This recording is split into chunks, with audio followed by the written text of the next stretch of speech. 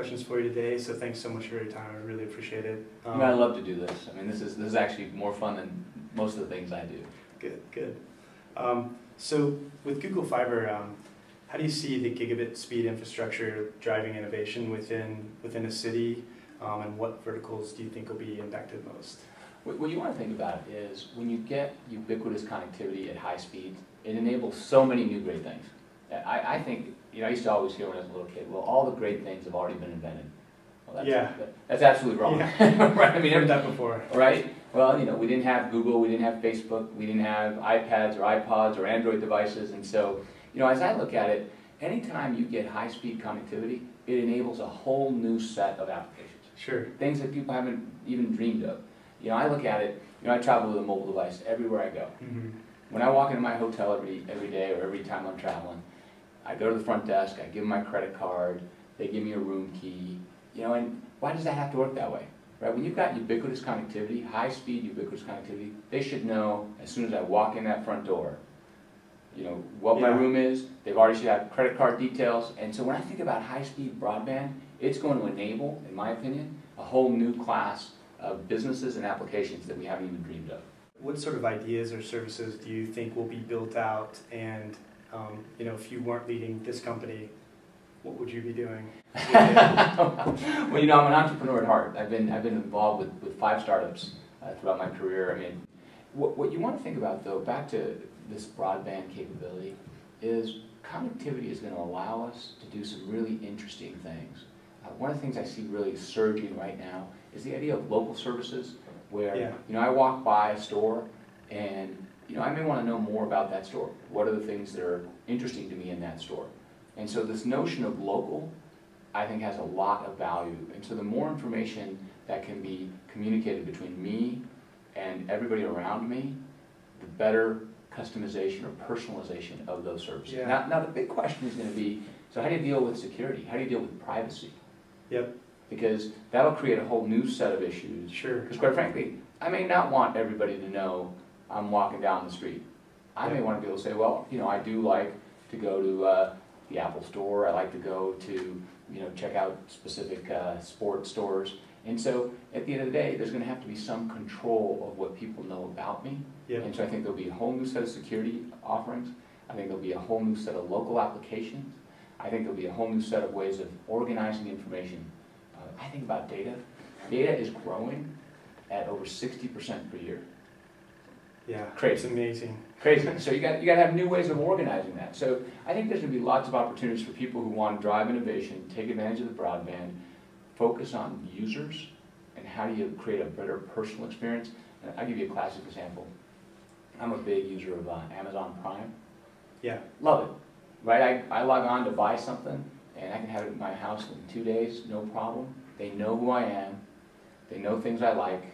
Yep. They tell me things that maybe I'm interested in. Do I buy them all the time? I don't. But still, they know who I am, and so it feels good. It's kind of like, I don't know, maybe you're too young, you probably don't remember Cheers. But, oh yeah, love that show. Yeah, right. But think about that concept, right? People want to go to a place where they know who you are. Yep. People know your name. Oh yeah. Right? So that's what you love about that experience that you create with an Amazon. And so with broadband and this high-speed connectivity, I think the ability to create personalized services will be very, very different than what we've seen in the past. So, and I guess leads to my next question, and you've kind of already answered that, but how will Google Fiber change the way that companies approach information security and the threat landscape within Kansas City itself? So all the companies here with that big pipeline, I mean, there's a couple things you want to think about. First and foremost is I always look at how things are changing. If you look at what I call digital natives, so that's teenagers today and how they interact, they don't use email. Yep. They're always on their mobile device. When they want to solve a problem, they reach out to their network, to their social network, and they interact. If they're trying to find information about where to go to dinner or to lunch or to a movie, they don't go look at a printed or website. They say to their friends, hey, what did you think? Is this interesting? Yeah. So one of the things you think about with that group is they absolutely think about privacy completely different. Sure. They want to share everything. Yep. Now the question is, they do care about their reputation, right? They don't want to be in a situation where people are saying, oh, well, that's not a good person, or trashes their reputation. Yeah. So there's a balance between privacy, reputation, and security. And so I think there's a lot of opportunities for companies to think about how do they help protect people's privacy, how do they clean up or help somebody with their reputation, because you know that old saying, you put it out there, it should be out there forever. Absolutely. So you want to think about how do you deal with that, especially now that everybody's going to be constantly connected. Yep. What are some of the new challenges that come out of that? And I will tell you, I would be willing to bet, especially with this Google Fiber project here, you'll see a lot of startups here in Kansas City. And having been in the Valley where there's lots of startups created every day, one of the pieces of advice I would give to the startups or people who are going to be here is you want to do something I call fail fast, which is you want to try something. If it doesn't work, go try something else. Sure. Don't give up. Tweak your idea, be agile, and go try the next thing. But I'm willing to bet you there'll be some great startups here in Kansas City that are because of this new connectivity. I also tell people there's been the missing link in connectivity, which has been when you fly, but that's quickly also going away. So imagine now you really do have high-speed connectivity everywhere in the world continuously. I think it changes everything. I want to talk about leadership, though. Sure. I was a big fan of some of the articles I read about your leadership experiences, and so you talked about encouraging a startup culture in Symantec. How do you encourage that culture and encourage innovation? I tell people I want to be a $7 billion startup. What does that mean? That means you don't have to run the company on consensus. You got to have people who are willing to take chances. You got a good idea? Go for it. Challenge the conventional thinking. I hate it when somebody says, well, we've always done things that way. That's got to be the most annoying. I've heard that's absolutely painful. Yes. Startups don't think that way. I ran a startup. They'll die, right? Yeah. They have to continue to innovate. And so what I think about with this notion is, last startup I ran, I said the hierarchy can't get in the way.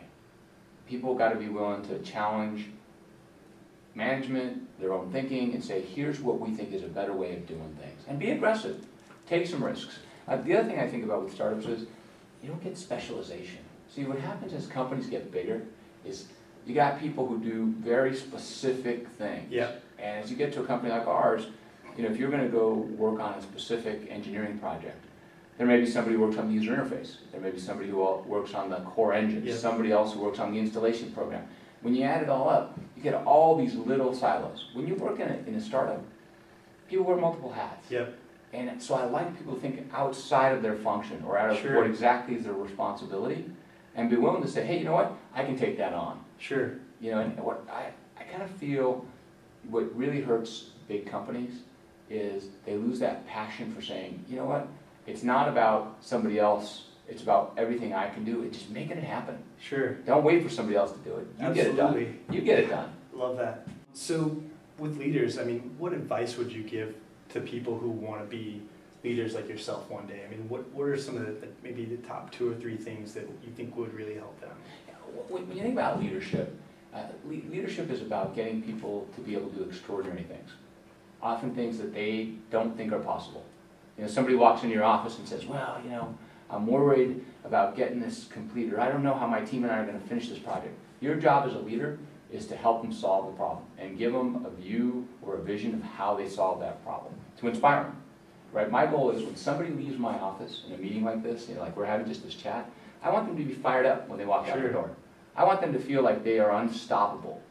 And so part of leadership is really being able to inspire people to do great things. And that's actually a way I end a lot of my emails to the company. I say, expect great things. I expect people to do great things. Absolutely. People who don't want to do great things, quite frankly, I don't want them at the company. I don't want mediocrity. Yeah. I want exceptional performance. I want the best. And when I recruit people to the company, I tell them, there's a lot of bad people out there. Your job is to protect the world. I was once at my daughter's back to school night. I was running a little email security company, and we were doing anti-spam was one of the things we did. And so somebody came up to me and said, Enrique, what do you do? I said, well, I work for an anti-spam company. We're trying to eliminate all the spam in the world. And the lady says to me, God bless you. Right? Because we're trying to, and that's what you're solving that problem. So. And that's how you inspire people. You want to give them a vision of something really meaningful that they're trying to do and that they may not believe is possible. Like if I told people, we're going to get rid of, in your inbox, you'll never get spam again. Some people might say, well, he's crazy. You know, people still send spam and he might not be able to catch all of it. Well, we're going to go for it. We're going to go try and figure it out. Absolutely.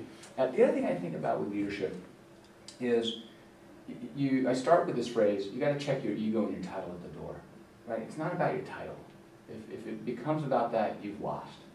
It's got to be about the best ideas. It's got to be about listening. You know, one of the, you know, my mom used to always say, you know, God gave me 2 ears and 1 mouth, use them proportionately. Yep. So you got to listen. Absolutely. Yeah. And good leaders learn how to listen. You know, they quickly learn they don't have all the answers. They have to allow other people to win, to have good ideas, and to encourage that. And the more you encourage people to shine, the more you give them a chance, the more you ask of people, you'll be surprised what people are capable of. Absolutely. And so that's how you want to think about it. Where do you get your inspiration? I mean, you know, you're inspiring others, but where does that come from for you? Because you're leading this company and you're leading, you know. I would tell you a lot of things I do are to kind of keep my head clear, you know, and try not to get caught up in too many things. So I'm an avid cyclist. You know, I love to ride my bike, and I race, you know, in cycling season between pretty much May and end of September. You know, I'm on a group of riders, and we get out there, and you know, quite frankly, it clears my head, and it makes it possible for me not to get caught up in any small issue. You know, you're going to have big issues that come up. Yeah. One of the things that's important is to not get overly concerned about any one thing. You got to roll with the things that come. Now, if it's a real critical issue, a potential fatal issue to the business, then you better have urgency. But make sure you take things in stride. You know, I love to read. I read all the time. I've been inspired over the years by various poets, various artists, various pieces of literature. You know, quite frankly, sometimes I get inspiration sitting on an airplane with hearing the story of somebody who sits next to me and tells me about, you know, what they do. And I've been inspired by people who are everything from, just the other day I was sitting on an airplane, gentleman next to me was raising money for a cancer foundation. And you know, this person is doing something I think is tremendous. And listening to the story, the effort he puts in, you know, crisscrossing the country, you know, it makes me feel like, you know, I should be able to work a little harder, feel more committed to what I do. And so I can get inspiration from pretty much anywhere at this point. Yeah. And you know, the more experience you get with things, you realize not to sweat the little things. Yeah. Right? You know, there's when I was growing up, there was a little plaque my mom used to always have, and you know, it said, you know, focus on the things you can control. Sure. Not the things you can't. Absolutely. I'm sure you've heard that before. And you know, as you do your own thing, run your own business, you got to make sure you understand that difference. Because if you can't control it, why are you going to stress about it? This is my last question. What gets you excited about the future in regards to technology? I mean, what's the thing that just you could stay up all night just sort of thinking about ideas? I mean, what is it that... I think the world, we're seeing more change in technology than we've probably seen in the last about 35 years. And so what that means is there's a lot of disruption. There's a lot of opportunity to create breakthrough innovation. And so what I'm focused with my team is, how are we changing the world, quite frankly?